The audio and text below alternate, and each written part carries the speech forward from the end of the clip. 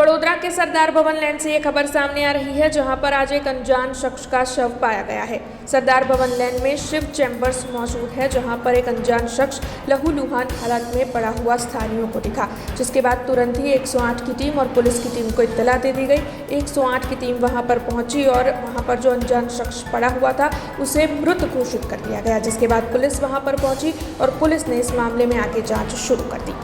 सवारे 8:30 વાગ્યાની આજુબાજુ કોલાહલ થયો તો પબ્લિકનો આવનારી જનારી, એટલે અમે નીચે જોવા ઉતર્યા તો આવી રીતે માણસ ઇન્જર્ડ હાલતમાં પડ્યો હતો, એટલે સબ વાહિનીને 108ને જાણ કરીને બોલાવ્યા, એમને ચેક કર્યું આવીને તો માણસ મૃત હાલતમાં હતો, એટલે કંટ્રોલ રૂમમાં ફોન કર્યો। હવે પોલીસ સાહેબ શ્રી એમની રીતે પંચનામું કરી રહ્યા છે। અજાણ્યો ઈસમ છે, અમને કોઈને જાણ નથી કોણ છે, કોઈ દિવસ નથી જોયો।